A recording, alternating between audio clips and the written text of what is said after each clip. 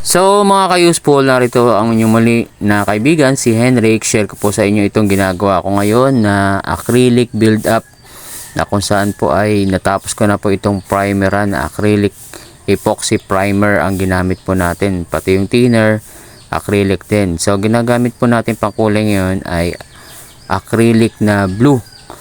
At hinaluan po natin yung acrylic blue na yan ng thinner. So ang ratio po niyan ay 1:2.5 na ibig sabihin isa pintura na 1 and 2.5 naman yung thinner, para hindi po masyadong malabnaw at hindi rin po masyadong malapot. So tamang tama lang po siya, pag kinulayan po ninyo ay makakapal po yung kulay blue niya, so hindi siya manipis.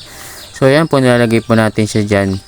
Pagkatapos po natin mapinturahan, tinusok po natin siya sa stick para hindi siya gumagalaw. So ang susunod po natin gagawin ngayon ay ibibilad na po natin yung ating mga pininturahan. Mas maganda po kasi kung ang pininturahan natin, o lalo na kung gamit po natin ay acrylic na pintura, ito po ay ibibilad po natin sa araw. So yan na nga po ang natapos nating paggagawa ng acrylic na letters. So ikinakabit na po natin siya sa building, doon sa kasama niya na malaking signage. So ayan po, pa isa-isa yung kabit po natin, at lalagyan pa po natin yan ng ilaw isa-isa para po maganda. So may background po siya ng ilaw. Sa loob po yung ilaw niya, pero ang pinakasinag niya ay sa likod.